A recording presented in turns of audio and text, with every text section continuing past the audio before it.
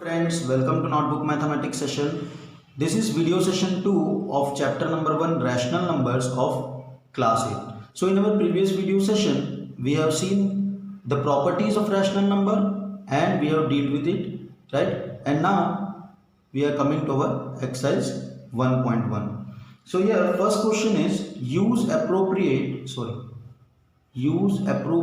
properties and find the value of the given expression, right? So first expression is minus 2 by 3 multiply 3 by 5 plus 5 by 2 minus 3 by 5 multiply 1 upon 6. So here we have to use the properties we have read in our previous session and we have to solve this by simplification. So first I can see that this is one number, means if I will simplify this I will get one number, this is one number and this will give me one number.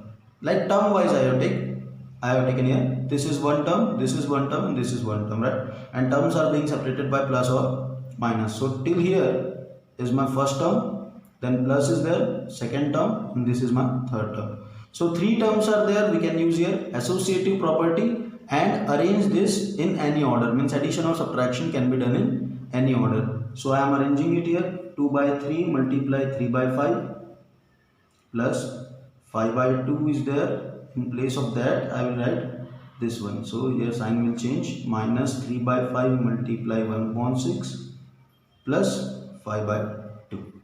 I have used here associative property. Clear? Then afterwards I can see here that this number is common in both the terms. So I can take out common, right? That is 3 by 5 I will take out. And what is left here? Minus 2 by 3 minus 1 upon 6. From here minus 2 by 3 is left. Minus this we have taken out and 1 upon 6 is left. So this is which property? By the property of inverse of distributive property. Distributive property is 3 by 5 multiply by 2 by minus 2 by 3 minus 3 by 5 multiply by 1 upon 6. So this is inverse property of distributive. I have told you when I was teaching the session of properties of rational numbers. So this is distributive property being used over here. Okay. So now it is simple. Now we can solve it. So LCM of 3 and 6. LCM of 3 and 6 will be 6. Right.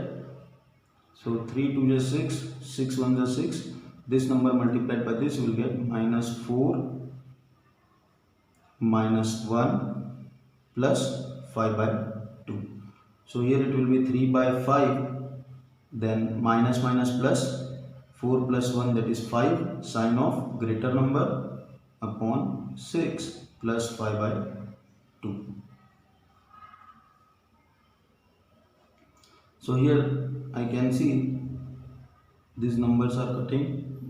3 1s are 3 2 is 6. So I am getting minus 1 by 2 plus 5 by 2. Now I can see the denominators are same, so no need of taking LCM. So here I will get minus 1 plus 5. Again minus plus minus. 5 minus 1, that is 4. Sign of greater number divided by 2. So 2 2s are 4. This is the answer. Clear?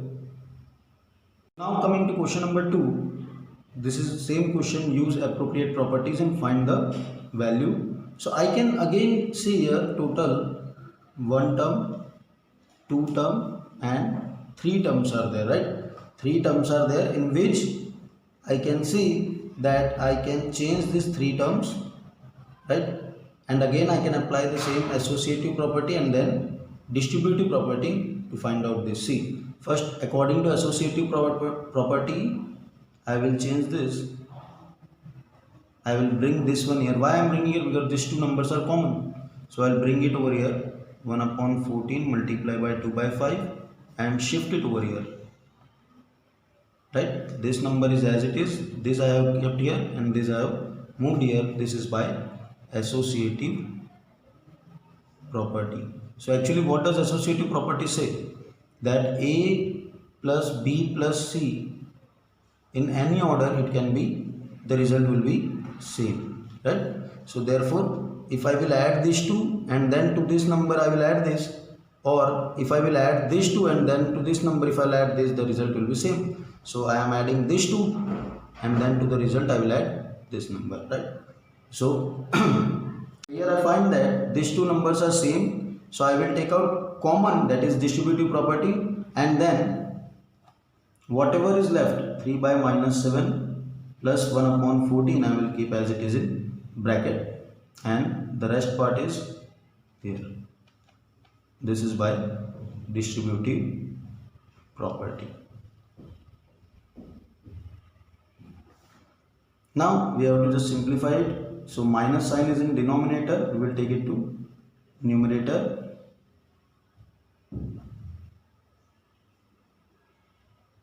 So here there may be doubt why I have taken minus sign over here. So I will explain it. See, this I am writing here rough work, right? If suppose here the number is 3 by minus 7. If I multiply the same number by same numerator and same denominator, so 3 multiplied by minus 1 is minus 3, and minus minus plus 7 ones are 7. So there is no effect. If these two numbers are same, it means I have multiplied it with 1 only, and multiplying any number by 1 will not change the value of that rational number. So 3 by minus 7 is almost equivalent to I can say, sorry, almost I told. So 3 by minus 7 is equivalent to minus 3 by 7, right? So now to solve here we have to take LCM. So LCM of 7 and 14 is 14. Clear? 7 2s are 14, 14 1s are 14. Multiplying this number I will get minus 6, 3 2 is 6 and 1 1s are 1. Minus here it is multiplication, so 3 2 is 6, 1 upon what is left, 2 2 is 4. So 2 by 5, and here minus plus minus, so 6 minus 1 it is 5, sign of greater number, upon 14 minus 1 upon 4. So 5 will cut this 5, 2 1s are 2 7s are. So I am left with minus 1 upon 7 minus 1 upon 4. So simply by taking LCM we can find out 7 4s are 28 is LCM. Prime number is there, so directly multiplied is the LCM. 7 4s are 28, 4 7s are 28. Here we have to multiply this number, right? So minus 1 into 4 you will get minus 4, 1 into 7 minus 7. You can find out LCM by any method. So here it is minus minus plus 7 plus 4 11, sign of greater number divided by 28. So this is the answer. So we have to use the property, we have used here associative property as well as distributive property. Clear? Coming to question number 2, write additive inverse of each of the following. So before that I have written here note, I will read it. Additive inverse of rational number a by b is minus a by b. यानी कोई भी अगर rational number है like 4 तो उसका additive inverse क्या होगा, -4. यानी अगर प्लस है तो माइनस और माइनस है तो प्लस, ताकि अगर हम उन दोनों को ऐड करें वो जो नंबर दिया हुआ है और जो उसका एडिटिव इनवर्स है तो हमें आंसर क्या मिलेगा, 4 plus minus is minus, 4 minus 4 that is 0. यानी हमें इस नंबर का ऐसा नंबर लिखना है जिसको जो दिए हुए नंबर है उसमें ऐड कर दिया जाए तो आंसर क्या मिल जाए, 0.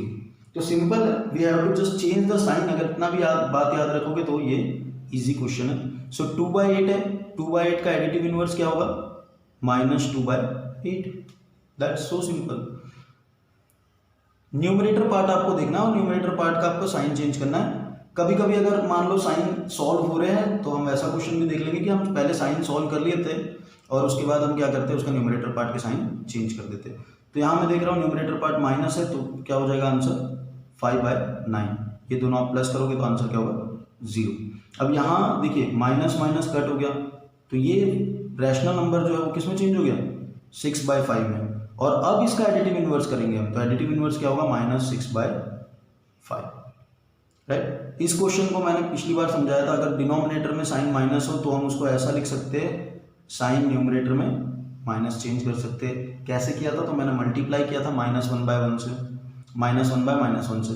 अब इसका एडिटिव इनवर्स लिखना है तो एडिटिव इनवर्स होगा 2/9. जो साइन है वो साइन चेंज हो जाती है लेकिन पहले हम उसको जनरल फॉर्म में लेकर आ जाते हैं. सो सेम ये क्वेश्चन है, ये तो आप खुद ही कर सकते हो।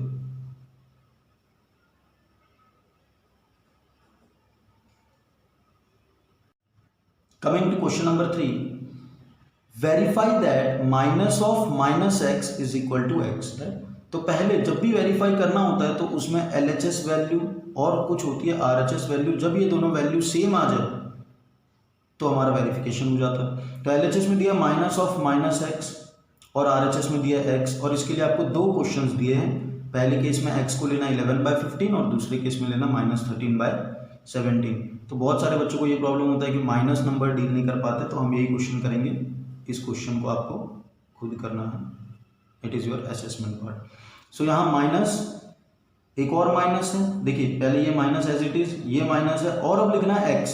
तो सेकेंड क्वेश्चन में x की वैल्यू क्या है, -13/17 है ना, -13/17। तो x की जगह आ जाएगा -13/17, और हम इसको सॉल्व कर लेंगे। अब देखिए माइनस एज इट इज, ये ब्रैकेट ओपन होगा तो माइनस माइनस ये क्या हो जाएगा +13/17।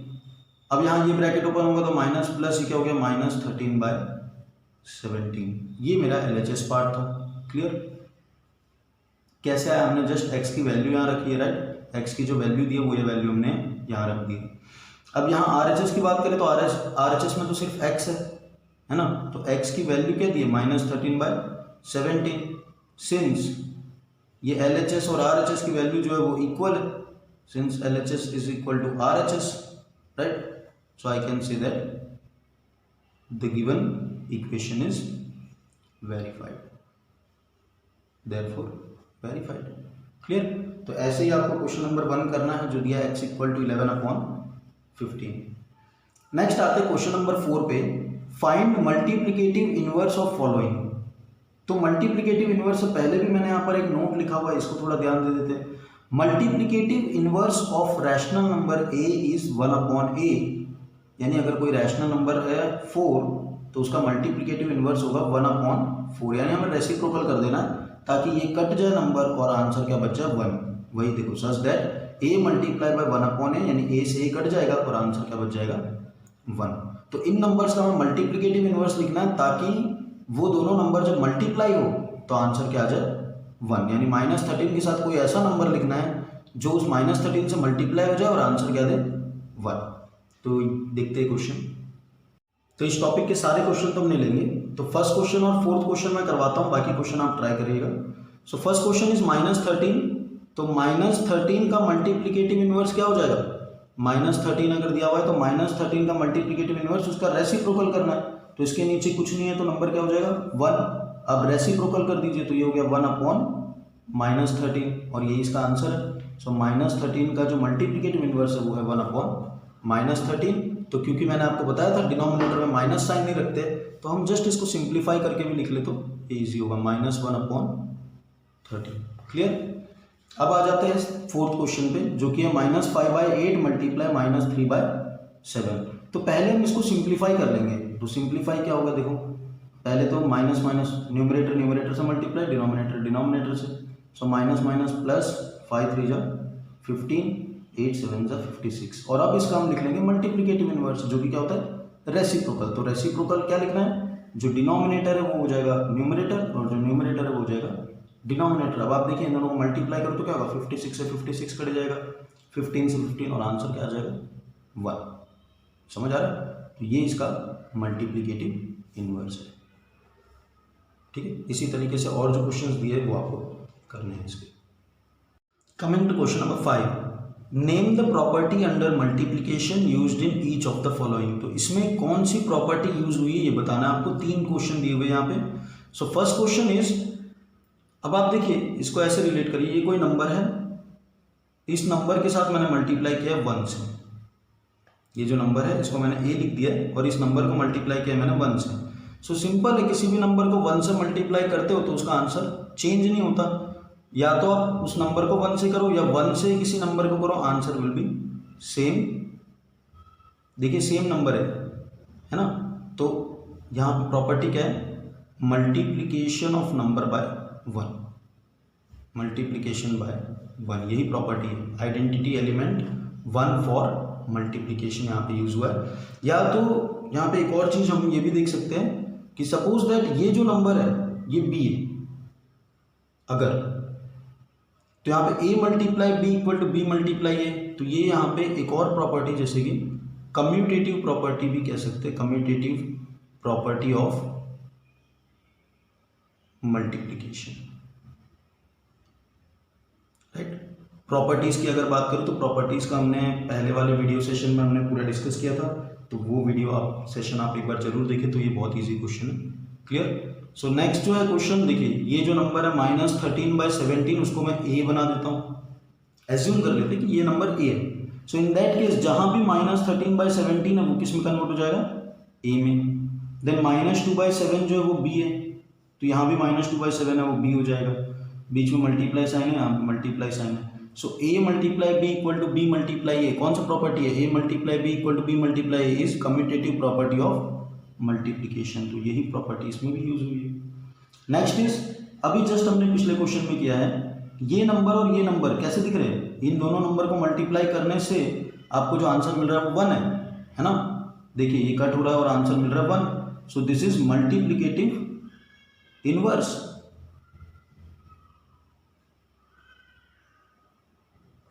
मल्टीप्लिकेटिव इनवर्स प्रॉपर्टी जिसको हम रेसिप्रोकल भी कहते हैं। देखिए ये नंबर को हमने ट्विस्ट कर दिया है, 29 ऊपर चला गया, -19 नीचे आ गया, और हम जब इन दोनों को मल्टीप्लाई करेंगे तो आंसर होगा 1, तो ये प्रॉपर्टी यहाँ यूज होगी।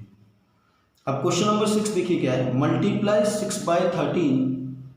6/13 को मल्टीप्लाई करना है बाय रेसिप्रोकल ऑफ -7/16। रेसिप्रोकल मतलब इस नंबर को हम क्या कर देंगे, 1 में डिनोमिनेटर में लिख देते हैं, या मैंने आपको बताया था जस्ट ट्विस्ट कर दो नंबर को, राइट। सो ये नंबर हो जाएगा 6/13 मल्टीप्लाई बाय, ये चेंज हो जाएगा, 16 ऊपर और नीचे -7, सो 16 6 जा 96, 13 7 जा 91, डिनोमिनेटर में माइनस साइन है, तो मैंने कहा था अगर डिनोमिनेटर में माइनस साइन हो तो उसको मल्टीप्लाई कर दिया जाता है -1/1 से, या तो सिंपली उसको हम चेंज करके लिख देते हैं, न्यूमरेटर में माइनस की साइन को ले आते हैं, तो ये इसका हो गया answer. Clear. Next question is, tell what property allows you to compute 1/3 multiply 6 multiply 4/3 as this. तो ये जो है वो इसके इक्वल, ऐसा कैसे कह सकते हो आप, तो देखो यहाँ 3 नंबर्स की बात है, और 3 नंबर्स के लिए जो प्रॉपर्टी होती है वो होती है associative property. So since 3 numbers a b c can be multiplied in any order and the result is same, यानी ये और ये सेम है, ऐसा आप कब कह सकते हो, कौन सी प्रॉपर्टी आपको कहने क्या ये चीज बताता है कि 3 नंबर्स उनको मल्टीप्लाई करो किसी भी ऑर्डर में, पहले ये 2 करो और उसके साथ इसको करो, या ये दोनों करो 1/3 को 6 के साथ और उसके साथ, तो आंसर सेम रहेगा। So this is being tell by the property associative property, है ना। एसोसिएटिव प्रॉपर्टी आपको ये कहता है for any 3 rational number a b c, right, if multiplication is done in any order the answer remains same. तो associative property जो है वो आपको बताता है कि ये और ये सेम है। So tell what property allows you to compute, so associative property of multiplication allows us to compute this as this, right. Next is check whether 8/9 is multiplicative inverse of this. So 8/9 इसका multiplicative inverse है क्या, ये देख लेते हैं। So 8/9 है, उसका multiplicative inverse क्या होगा, हमने कहा था इसको रेसिप्रोकल कर लेते हैं। सो रेसिप्रोकल होगा 9/8। अब 9/8 को मैं क्या लिख सकता हूँ अगर मिक्स फ्रैक्शन में लिखना है तो, यहाँ पे देखिए 9 को 8 से डिवाइड करना है, 8 1 जा 8, 1 इज लेफ्ट, क्वेश्चन पार्ट यहाँ पर आता है, reminder is written above and 8 लो, राइट। सो ये है मेरा रेसिप्रोकल, राइट। 8/9 का जो मल्टीप्लिकेटिव इनवर्स है, मल्टीप्लिकेटिव इनवर्स दैट इज 1/8, और यहां बोला है check whether 8/9 is multiplicative inverse of -1/8। So no, because it is of +1/8 not -1/8। So justification is very clear, right. To next question, is 0.3 the multiplicative inverse of 3/1/3 y और y naught।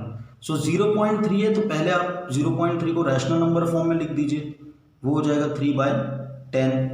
फिर उसका multiplicative inverse निकाल लीजिए, जो मैंने पिछले question में कहा था, यानी मल्टीप्लिकेटिव इन्वर्स क्या हो जाएगा 10/3। फिर 10 से आप 3 को डिवाइड कीजिए, सॉरी 3 से 10 को डिवाइड कीजिए, 3 3 is 9, 1 इज लेफ्ट। सो जो क्वेश्चन पार्ट है वो यहाँ लिखा जाता है, 1 will be return, reminder is return on the top and 3 year. So yes 0.3 का जो मल्टीप्लिकेटिव इन्वर्स है दैट इज 3 1/3, है ना। So is 0.3 the multiplicative inverse of this? Yes, because 3 1/3 is multiplicative inverse of 0.3. So 0.3 is also multiplicative inverse of this. So yes, it is clear. Now question number 10 is a straightforward question, right? You have to just tell answers in numbers. वो भी 1-2 numbers है, काफ़ी easy है और logically मैं आपको बताऊंगा. So first question is write rational number that does not have reciprocal. So rational numbers तो बहुत सारे हैं, तो चलो पॉजिटिव सारे नंबर्स ले लेते हैं. 1 ऑनवर्ड से स्टार्ट करते हैं. 1 तो उसका रेसिप्रोकल होगा 1/1. 2 लिखूँ तो होगा 1/2, है ना.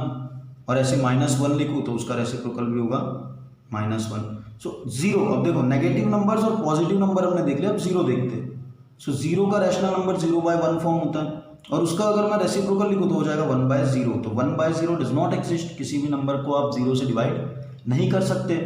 सो rational number that does not have reciprocal, है ना, rational number that does not have reciprocal, तो इसका आंसर क्या होगा? Answer is 0.